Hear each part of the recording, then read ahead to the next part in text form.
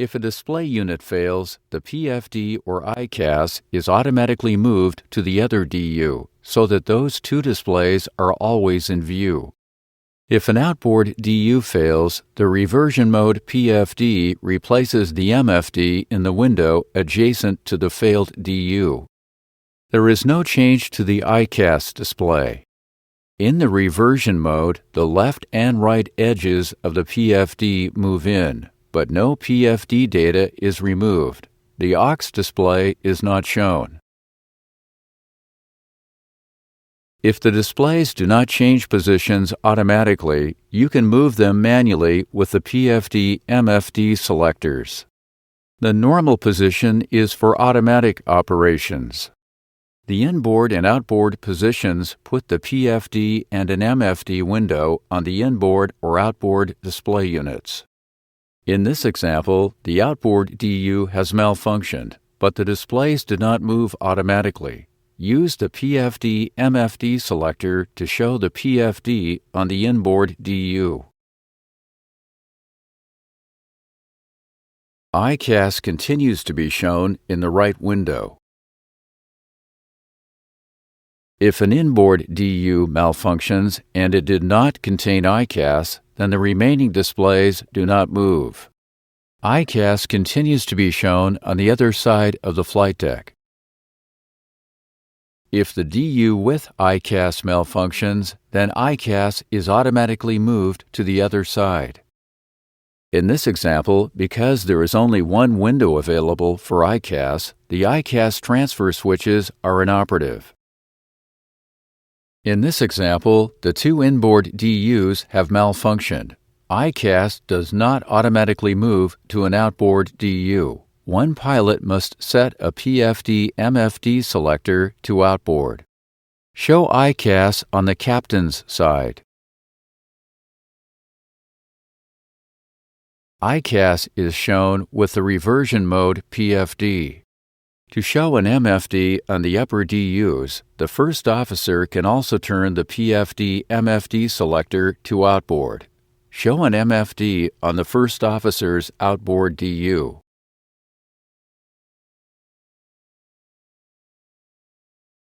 An MFD shows next to the reversion mode PFD. The ICAS transfer switches can be used again because an MFD window is available on each side. Some airplane computer malfunctions can cause a display to not be shown. When this occurs, a Not Available message shows in the display window. Try to show the checklist. The message tells you that the electronic checklist cannot be shown. A malfunction of the graphic generators can cause a DU to be blank.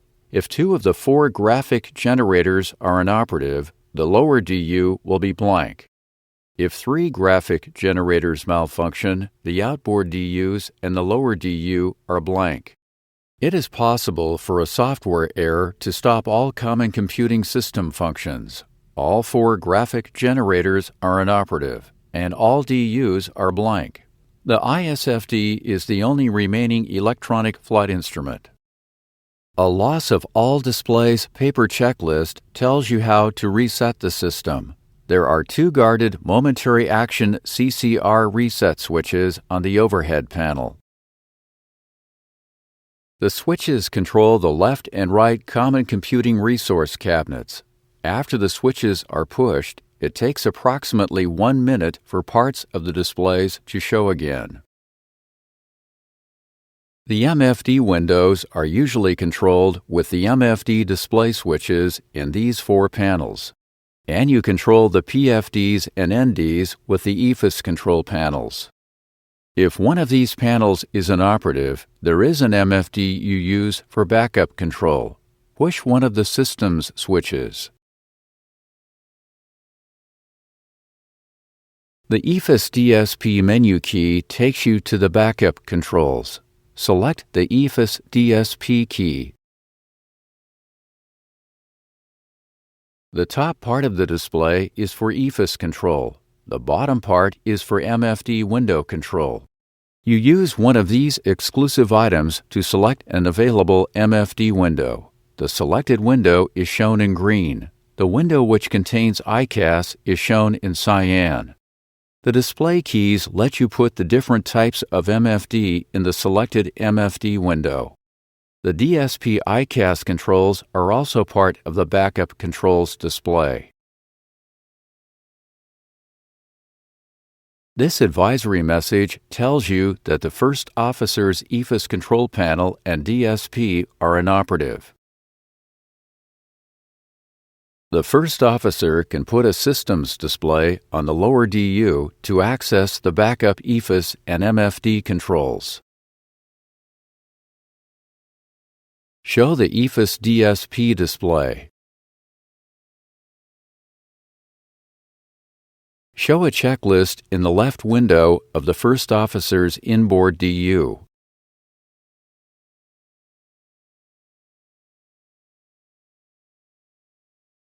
A checklist is in the left window.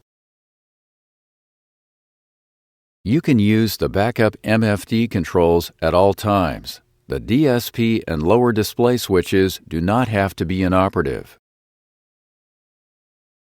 When the EFIS DSP display is first shown, the EFIS controls are not active and are outlined in cyan. Select the EFIS control backup key to make the EFIS controls active.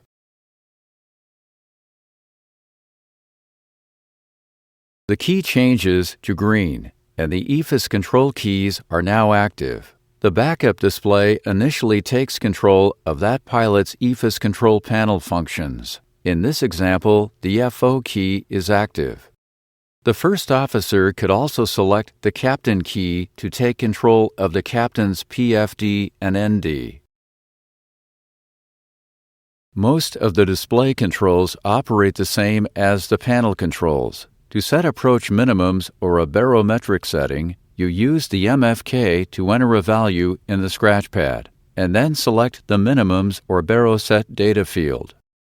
The ND mode selector and mode select switch are not part of the EFIS backup controls. ND modes can be controlled with the CCD or MFK cursor controls. You can use the backup EFIS controls at all times. The EFIS control panels do not have to be inoperative, but the one on the selected side cannot be used. This advisory message is also shown. To make the backup controls inactive, select the EFIS control backup key again. The ICAS message is removed, and the EFIS control panel can be used again.